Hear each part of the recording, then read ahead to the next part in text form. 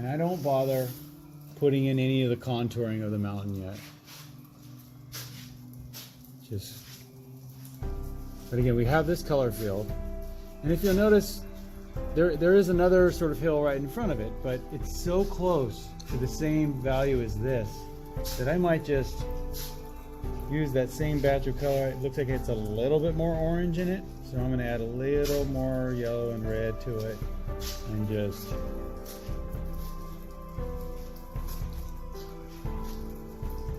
I can just fill in my masses like that quickly.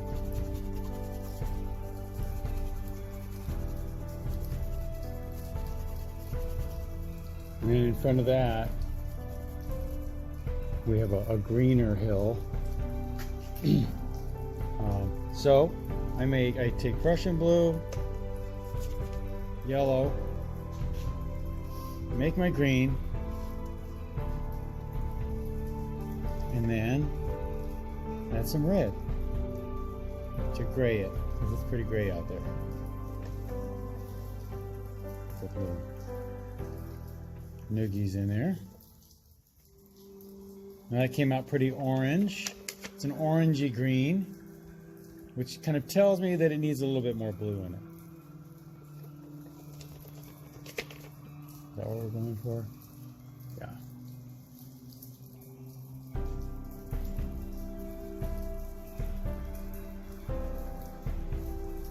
I'm definitely seeing some more blue variations of that in there.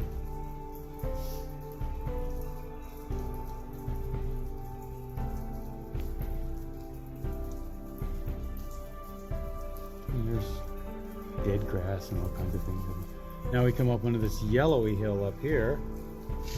I shift all this. Ooh. Rumble in the jungle.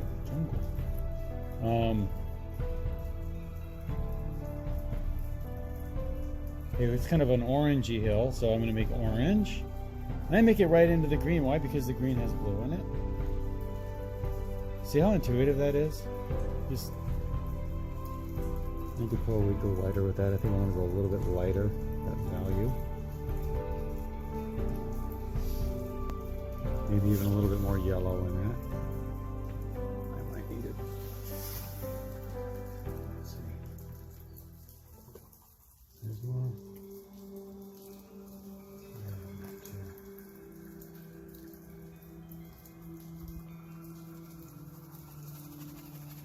Just cover. But always try to get color bouncing around, you know. So I have a yellow, red, and a blue. Even if it's that subtle, it's what keeps your color activated. Keep the color mixing and bouncing around, undulating, as I could say.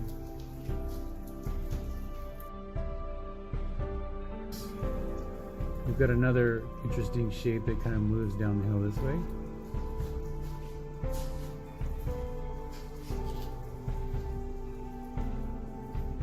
And some on the top here.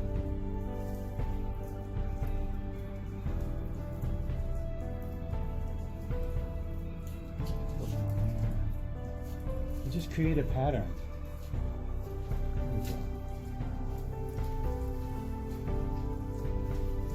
Look for that pattern.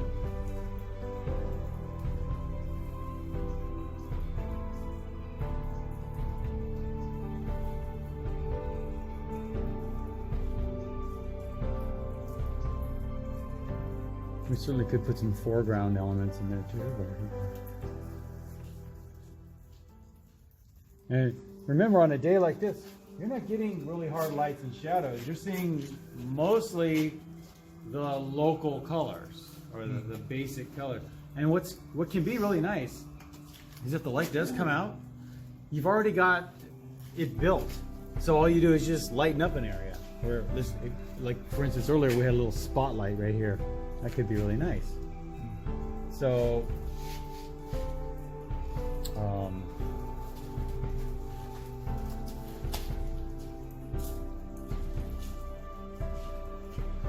we're going over the top of it. up here, and I like that. So I want to lose that into sort of a mist. Yeah, I saw that. Yeah, I like that.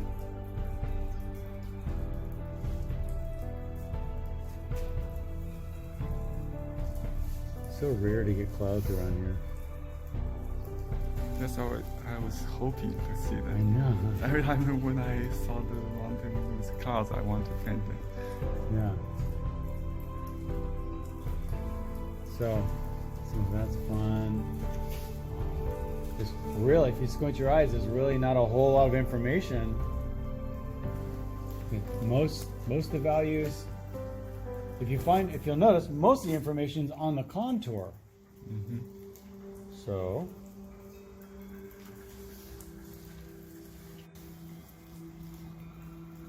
little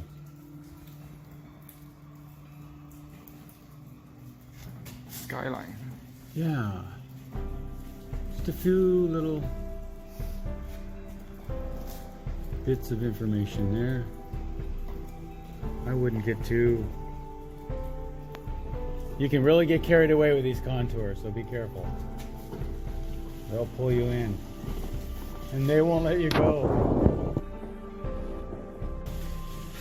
Okay. Anyone else, but it was bucketing in our house. Yeah. Half an hour ago. Yeah. I saw one little system. Oh, I do have some rain. Okay. Little patterns of stuff down here. Maybe I wouldn't get too carried away with this either. Just little rock faces and things like that in there. They're kind of a peachy color. Mother Nature.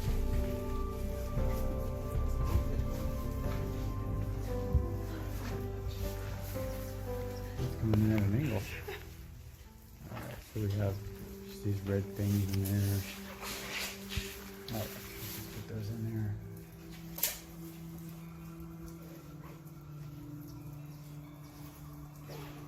And even though there really aren't lights and shadows, there still are. See, on the very tops of the trees, it does get a touch lighter. So you might want to notice that. You won't get a lot of yellow in it though. Something like that on the tops. And see, by the way, I'm painting in the rain, so you're getting rain on there.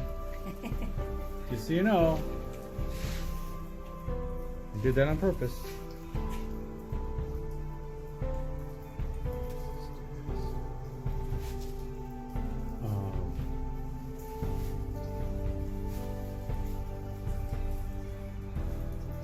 It's very subtle though. The light really, it's not dramatic. So if you put a little light on the tops, it's pretty subtle. Make sure you leave enough shadow at the base too. Might even need to come back and hit a little couple of little darkies. A little something dark. Maybe darker than that. Come on. Wow, okay. I have to pull this in here.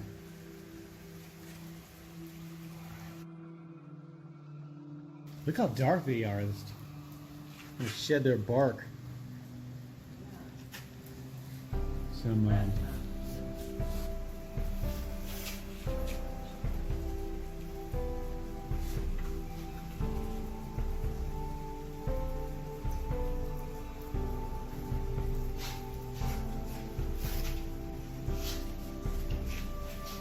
red or two. I love all the red in that tree.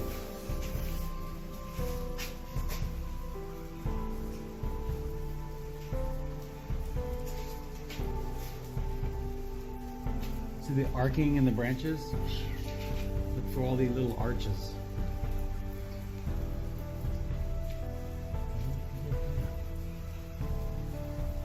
That can really give you some distance. Just give you some a little bit of depth in the piece.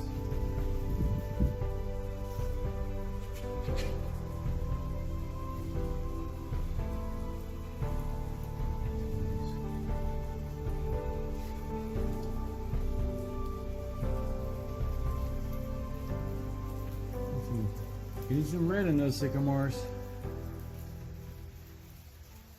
Little orangey things happening in there.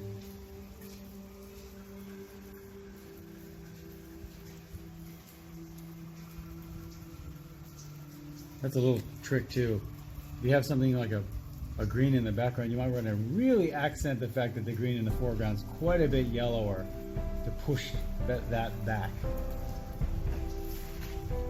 So maybe hit a little bit extra yellow and red in the foreground just to scream this is up here.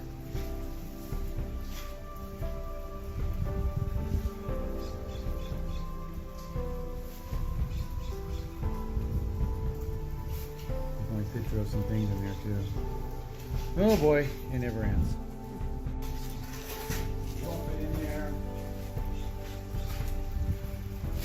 See what it looks like. I love that this rusty brush we get in here. Just something dark at the base.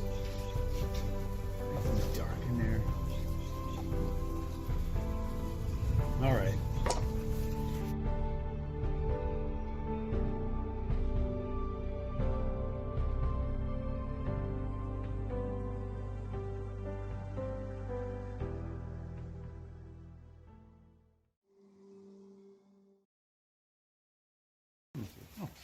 Oh, I always have a little rag in there. Oh.